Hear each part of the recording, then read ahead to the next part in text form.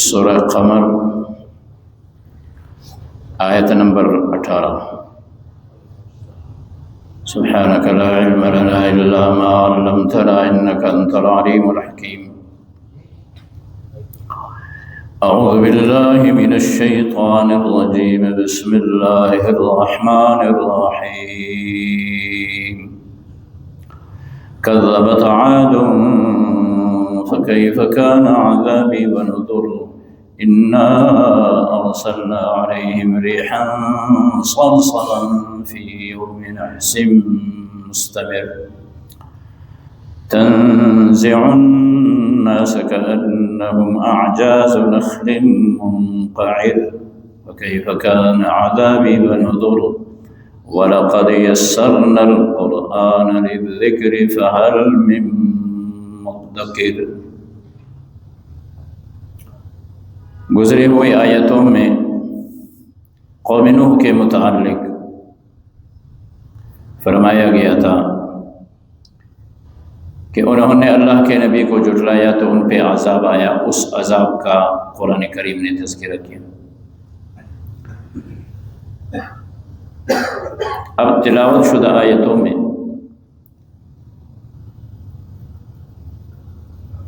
قوم عاد، ہود علیہ السلام کی جو قوم، ان کے متعلق کہا جاتا ہے کہ قوم عاد نے جھٹلایا، بس میرا عذاب کیسا ہوا اور میرا ڈرانا کیسا ہوا۔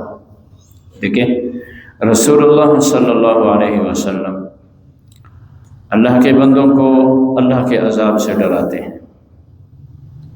اب اسی سلسلے میں اس صورت مقدسہ میں سابقہ کے حالات بیان ہو رہی ہیں۔ قوم عاد نے بھی اللہ کے نبی کو جھٹلایا۔ ہود علیہ السلام نے ان سے یہی کہا تھا کہ اگر تم بات نہیں مانتے ہو تو تم پہ اللہ کا عذاب آئے گا۔ تو کیا کہتے تھے؟ اللہ عذاب کدھر ہے؟ جس طرح رسول اللہ صلی اللہ علیہ وسلم سے کہا۔ تو اللہ کریم فرما رہے کہ ہم ان پہ عذاب لے آئیں، تو میرا عذاب کیسا ہوا، میرا ڈرانا کیسا ہوا۔ ایک تو اللہ تعالیٰ کا وعدہ ہے وہ پورا ہو رہا ہے، قرآن بتلاتا ہے، اور ایک پیغمبر جو وعدہ کر رہا ہے پیغمبر صادق ہوتا ہے۔ کیسا عذاب آیا ان پہ؟ فرمایا ہم نے ان پہ ہوا کو بھیجا، سرسرن مسلسل، وہ بھی ٹھنڈی ہوا چل رہی تھی، تیز۔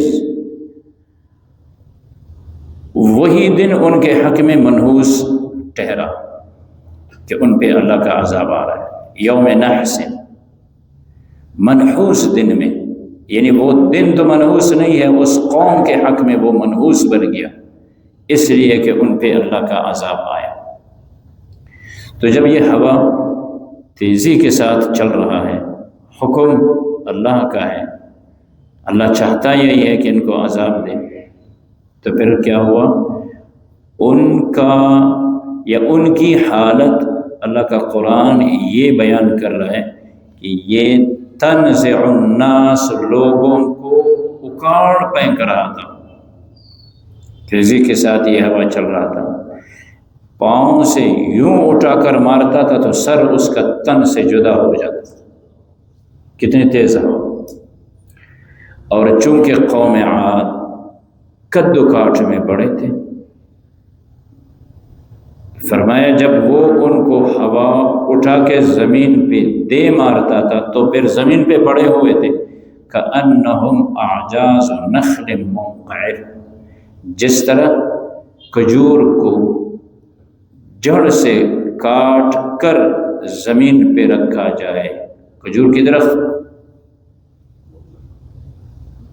درخت لمبی ہے، لمبا درخت ہے، اب یہ لمبا درخت جب جڑ سے کاٹ کے اس کو زمین پہ رکھا جائے، کہا اس طرح کے قدور لوگ، ان کو جب اللہ تعالی نے چاہا کہ عذاب دوں تو صرف ایک ہوا کو حکم دیا کہ ان کو ختم کرو، چلی ہوا، لوگ کٹے ہوئے کھجور کے درخت کے طرح زمین پہ پڑے ہوئے نظر آ رہے ہیں۔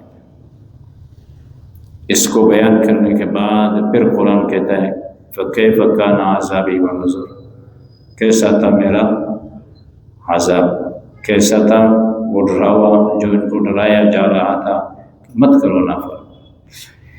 پھر فرماتے ہیں اللہ کریم وَلَقَدْ يَسَّرْنَا الْقُرْآنَ لِلذِّكْرِ فَهَلْ مِن مُّدَّكِرٍ۔